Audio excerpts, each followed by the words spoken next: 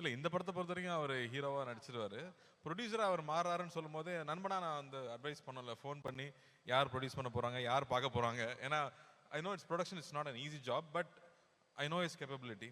இந்த function organise பண்ண விதமாகட்டும், இவ்வளோ பெரிய இவெண்ட் இது வரைக்கும் நான் ஒரு ப்ரொடக்ஷன் லான்ச்சை தமிழ் சினிமாவில் எப்படி நான் பார்த்ததே இல்லை. So I am so proud, so proud for what is doing. So let it continue, let it become big success. So அதுதான் ரொம்ப ஆசை, எனக்கு ரொம்ப ஆசைப்படுறேன் பெரிய சக்ஸஸ் ஆகணும். நான் ரவி ரொம்ப அழகாக சொன்னேன் ஏன் நான் ஆரம்பிச்சிருக்கேன் அந்த ப்ரொடக்ஷன் ஹவுஸ்ன்னு. அவ்வளோ டேலண்ட் இருக்காங்க, எல்லாருக்கும் ஒரு பிளாட்ஃபார்ம் தேவைப்படுது. யாராவது ஒருத்தர் கை கொடுத்து தூக்கி விட மாட்டாங்களான்னு ஏங்குறவங்க அவ்வளோ பேர் இருக்காங்க. இப்போ ரவிக்கெல்லாம் அப்பா இருந்தாங்க, அண்ணா இருந்தாங்கன்னா இவ்வளோ பேருக்கு நான் இருக்கேன்னு ரவி சொல்கிறது வந்து எனக்கு ரொம்ப சந்தோஷமாக இருக்குது. So I'm really hoping this venture becomes a big success. அதுக்கு எல்லாரோட ஒத்துழைப்பும் இருக்கணும்னு கேட்டுக்கிறேன். அழகா சொன்னீங்க, மனசார வாழ்த்துனீங்க, கேட்கறதுக்கே ரொம்ப நல்லா இருந்துச்சு. ஆனா ப்ரோ கோட்னா என்னன்னு உங்களுக்கு முன்னாடியே தெரியும்ல? இல்ல படம் பார்க்கும்போது நல்லா புரிஞ்சிருச்சு. கல்யாணம் 20 வருஷம் ஆச்சு, இதெல்லாம் புரிய 10 வருஷம் ஆச்சு எனக்கு. ப்ரோ கோட்னா என்னன்னு புரியாத அளவுக்கு நான் குழந்தை இல்ல. இல்ல ப்ரோ கோட்னா இதுக்கு முன்னாடி ப்ரோ கோட்னா என்னன்னு தெரியுமா? நீங்க ரெண்டு பேருமே அந்த ப்ரோ கோட இது ஒரு புது காயினிங் தான், இன்ட்ரெஸ்டிங்கா இருக்கு. டைரக்டரோட காயினிங் புதுசா இருக்கு. பட் எங்க ரெண்டு பேருக்குள்ள நாங்க நிறைய பேசியிருக்கோம், அதெல்லாம் ஸ்டேஜ்ல சொல்ல முடியாது.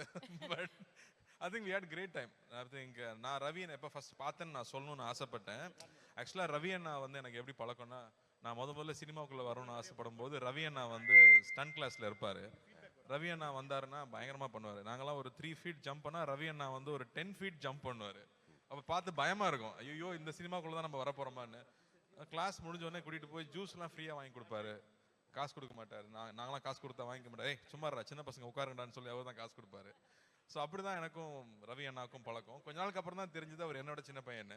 அதுலேருந்து அவர் நான் அண்ணான்னு கூப்பிட்டு அடி வாங்குவேன்னு சொல்லி அப்புறம் ரவின்னு பேச ஆரம்பித்தோம். பட் ரவியோட எல்லா படமும் நான் பார்த்துருக்கேன். ஐ திங்க் எவ்ரி ஃபிலிம் அது சக்ஸஸ் ஃபெயிலியருங்கிறத தாண்டி எனக்கு ரவியோட படம் ஃபஸ்ட்டே பார்த்துட்டு I always call and talk to him. காஸ்டியூம்லேருந்து ஒரு சீன்லேருந்து பர்ஃபார்மன்ஸ்லேருந்து ஒரு நோட்டீஸ் பண்ணி நான் நிறைய வாட்டி கூப்பிட்டு பேசியிருக்கேன். ஸோ அப்படி தான் ஒரு ரிலேஷன்ஷிப் இருந்துச்சு. But I was very happy. Ponniyin Selvan பண்ணும்போது ஒரு நம்ம இந்தியாவில் தமிழ்நாட்டில் ஒரு மிகப்பெரிய இளவரசன் அது யார் நடிக்க போகிறாங்க அப்படிங்கிறது ஒரு பெரிய கேள்வி. ஸோ அப்போ நான் ஃபஸ்ட்டு நான் போய் தாய்லாண்டில் உட்காந்துருக்கும் போது அழகாக இளவரசனாக ரவி உட்காந்துருக்கும் போது ஈ லுக் லைக் தட். நான் சொன்னேன் முதல்ல சுற்றி போடணுன்னு சொன்னேன் நான் பார்த்த உடனே. ஏன்னா அப்படி ஒரு லட்சணம் வேணும், இல்லாட்டி அந்த கேரக்டர் பண்ண முடியாது. ஸோ அதுக்கான எல்லா லட்சணமும் இல்லை, ஒரு ஒரு இளவரசனாக இருக்கக்கூடிய எல்லா லட்சணங்களும் ரவிக்கிட்ட உண்டு. எனக்கு அதை விட ரொம்ப பிடிச்ச விஷயம், மனசால கூட யாருக்குமே கெடுதல் நினைக்காத ஒரு ஆள் ரவி.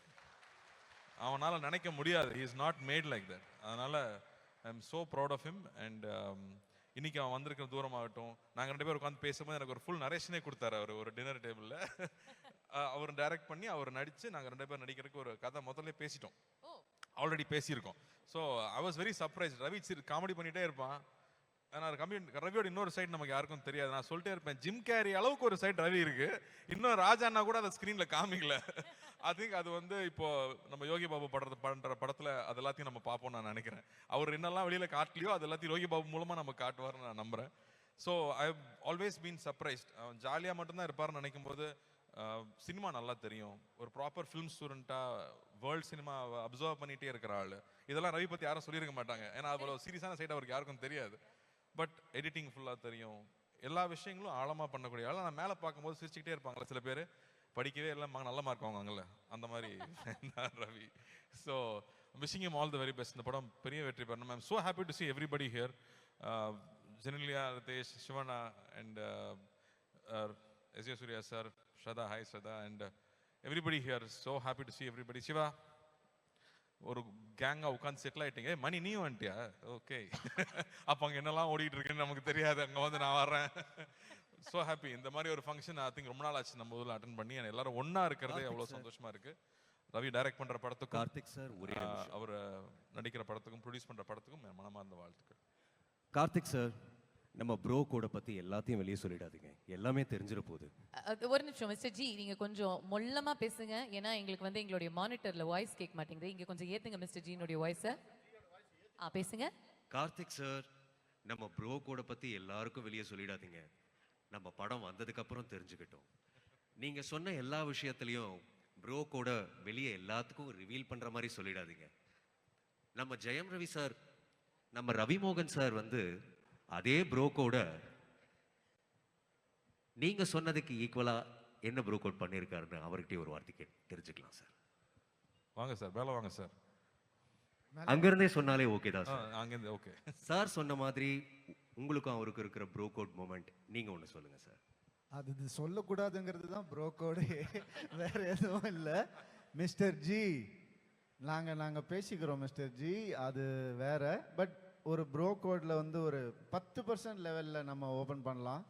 அதாவது நானும் கார்த்தியும் என்னன்னா ரொம்ப இந்த லக்ஸரி விரும்பாதவங்க. சம்டைம்ஸ் அப்படியே போவோம், நடந்து போவோம், வாக்கிங் போவோம். எங்கள் 2 பேரையும் வந்து தாய்லாண்டில் வாக்கிங் போகும்போது அண்ணன் தம்பியா நீங்கன்னு கேட்டவங்க நிறையா இருப்பாங்க. அதே தாடி, அதே மீசை, அதே ஹைட்டு, அப்படியே ஒன்றா போகும்போது. ஸோ அந்த ஒரு அன்பான ப்ரோகோட் எப்போவுமே கார்த்தி கூட எனக்கு ட்ராவல் பண்ணணுன்ற ஆசை லைஃப் லாங் இருக்கு. Bro, thank you for being here bro. Love you bro. Love you too bro. இல்ல 10% ஏதோ உடைக்கிறேன்னு சொல்லிட்டு 1% கூட உடைக்கல. அதான் ப்ரோ கோட். Yes. சொல்ற மாதிரி சொல்லுவோம், நான் சொல்ல மாட்டோம். நன்றி. I have to say, I really loved both of you on stage. Generally, I was so happy to see you back here. And Ritesh, I think first time we are meeting, but my brother keeps talking about you so much. So love you guys. Thanks for coming down.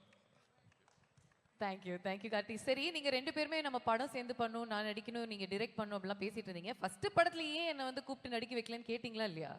இல்ல, அதை விட பெரிய artist இருக்காரு, hero வந்திருக்கிறாரு. அவர் இருக்கும்போது இப்படிலாம் நம்ம பேசக்கூடாது. கரெக்ட் இல்ல? அவங்க நடிச்சு அது அப்படி தூக்கி நிப்பாட்டிட்டு கம்பெனி அப்புறம் நம்ம உள்ள வந்து பேசிக்கலாம். Right, thank you Karthi for your lovely words. ரொம்ப வெளிப்படையா பேசுனீங்க and you told us a lot of things about Ravi அவர்கள் that we didn't know. எங்களுக்கு தெரியாத நிறைய விஷயங்கள் அவரை பத்தி நீங்க ஷேர் பண்ணீங்க. So thank you very much. Bro code இல்ல, நல்ல விஷயங்கள் சொல்றேன். Thank you Karthi.